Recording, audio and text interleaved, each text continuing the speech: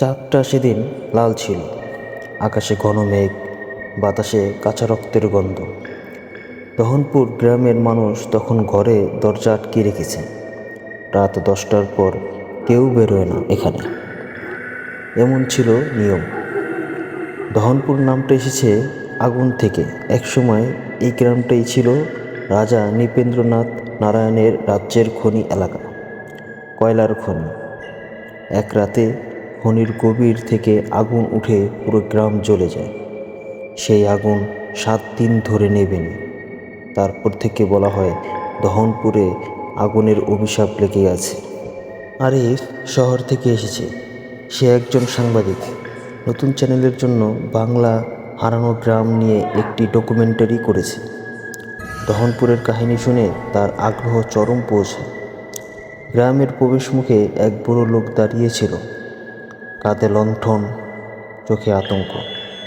আরিফ কাছে যেতে লোকটা বলল, এই গ্রামে রাতে থাকা যায় না বাবু, ওরা ফিরে আসে। আরিফ হেসে বলল, ওরা মানে ভূত? বুড়ো কাপা গলায় বলল, ভূত না, আগুনের মানুষ, যাদের শরীর পুড়ে ছাই হয়ে গিয়েছে, তারা আবার আগুন নিয়েই ফেরে। আরিফ হালকা হাসল। তার ক্যামেরাম্যান রাহাত পাশে দাঁড়িয়ে চোখ ঘুরিয়ে বলল, দেখ, শুরু হয়ে গেছে। পুরনো গল্প শুনেই ভয় ধরাতে চায় সবাই। তারা দুজনে হোটেল জাতীয় একটা পুরনো বাড়িতে উঠল। গ্রামের শেষ প্রান্তে মাটির ঘর, কাঠের জানালা। ঘরের মালিক বলল, রাতে বাইরে যেও না ভাই, বাতাসে আগুন জ্বলে। আরিফ মুচকি হেসে ক্যামেরা গোছাতে লাগল। রাত 11টার দিকে হঠাৎ জানালার ঠক ঠক শব্দ। রাহাত বলল, হয়তো বাতাস, কিন্তু শব্দটা নিয়মিত, ঠক ঠক ঠক। আরিফ উঠে গেল জানালার কাছে। বাইরে কেউ নেই, শুধু শুকনো গাছ আর কুয়াশা। সে ফিরে এসে বিছানায় বসতে না বসতে আবার শব্দ। এবার দরজার দিকে থেকে রাহাত বলল, চল দেখি কে এসেছে। দরজা খুলতেই হালকা গরম বাতাস ঢুকে গেল ঘরে। বাইরে কেউ নেই, শুধু মাটির উপর একটা কালো ছাইয়ের দাগ, যেন কেউ আগুনে পুড়ে গিয়ে এখানে মিলিয়ে গেছে। আরিফ টর্চ জেলে দেখলো ছাইয়ের দাগটা ধীরে ধীরে দরজার দিক থেকে ঘরের ভিতরে ঢুকেছে, যেন কেউ হাঁটছে। দুজনেই হিম হয়ে গেল। রাহাত কাপা গলায় বলল, ভাই এটা কি? ছাইয়ের দাগ থেমে গেল বিছানার পাশে। তারপর হঠাৎই লালচে আগুনের আলো দেখা গেল। এক মুহূর্তের জন্য দেখা গেল একটা মুখ, আধা গলিত, চোখে আগুন, ঠোঁট নেই। আরিফ চিৎকার করল, ক্যামেরা ক্যামেরা অন কর, কিন্তু আলো নিভে গেল। পরের দিন সকাল তারা গ্রামের পুরনো মন্দিরে গেল। সেখানে দেখা হলো সেই বড় লোকটার সঙ্গে, যার নাম জানা গেল জগলু কাকা। জগলু বলল, ওরা রাত 12টায় আসে, আগুনের মানুষটা। তাদের চোখে শান্তি নেই, তারা খুঁজে ফেরে যাদের কারণে আগুন লেগেছিল।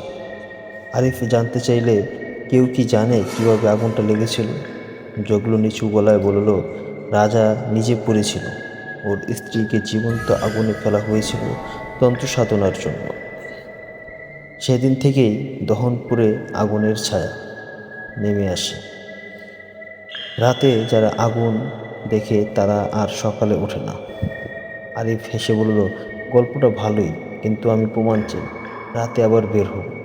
জগলু কাঁপতে কাঁপতে বলল, তুমি মরবে বাবু, আগুনের খেলা কারো পক্ষে সহ্য করা যায় না। সেদিন রাত 12টার সময় আরিফ ও রাহাত ক্যামেরা নিয়ে বের হলো। আকাশে চাঁদ নেই, শুধু কালো মেঘ। গ্রামের মাঝখানের পুরনো মন্দিরে তারা পৌঁছালো। মন্দিরের ভিতরে যেন কেউ মন্ত্র পড়ছে। হঠাৎ বাতাসে ধোঁয়ার গন্ধ। তারপর আলো দেখা গেল কয়েকজন আগুনের মানুষের ছায়া। শরীর নেই, শুধু দাও দাও আগুনে জ্বলছে, তবুও তারা হাঁটছে। আরিফ কাপা গলায় ক্যামেরা ধরল। লেন্সের ফ্রেমে আগুনের মানুষগুলোর চেহারা স্পষ্ট হয়ে উঠল। তাদের মুখে কষ্ট, চোখে প্রতিশোধ। তাদের মধ্যে এক নারী ছিল, চুল পুড়ে কালো মুখ গলিত। সে ধীরে ধীরে আরিফের দিকে এগিয়ে এলো। আরিফের হাতে ক্যামেরা কাঁপছে। কে তুমি? সে জিজ্ঞাসা করল। নারীটি আগুনের গলার স্বরে বলল, আমি রাজরানী, যাকে তারা জীবন্ত পুড়িয়ে দিয়েছিল। তোমরা কেন আমার শান্তি নষ্ট করছো? আরিফ কিছু বলতে যাচ্ছিল, কিন্তু রাহাত পেছন থেকে চিৎকার করল, ভাই তোর শরীর থেকে ধোঁয়া উঠছে। আরিফ নিচে তাকালো, তার পায়ের নিচের ঘাস আগুনে পুড়ছে। সে দৌড়াতে শুরু করলো, কিন্তু আগুন তার পায়ের ছাপ ধরে এগিয়ে চলছে। যেখানে সে পা ফেলছে সেখানে আগুনের ফুলকি। ভোরের আলো উঠতেই গ্রামের মানুষ মন্দিরের কাছে জমল। রাহাত অজ্ঞান অবস্থায় পড়েছিল, আরিফ নেই। ক্যামেরা পড়েছিল মাটিতে, কেউ সাহস করে ধরল না। পরে জগলু সেটি তুলে নিল। ক্যামেরা চালু করতেই ভেতরের ভিডিও চলতে লাগলো। ভিডিও দেখা গেল আগুনের নারীটা আরিফের মুখের দিকে তাকিয়ে বলছে, তুমি প্রমাণ চেয়েছিলে, এবার পাবে আগুনের সত্য।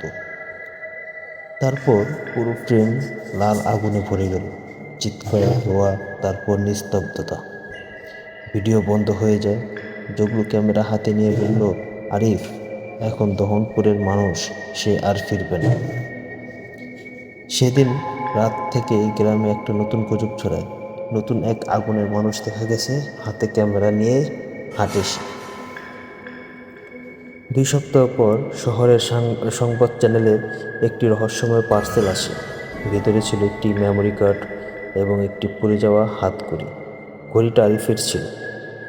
মেমোরি কার্ডে শুধু একটি ভিডিও, আরিফের মুখ, চোখে আগুনের প্রতিফলন। সে বলছে, আগুন সত্যি, দহনপুরকে ছাড়ো, নয়তো সবাই পড়ে যাবে।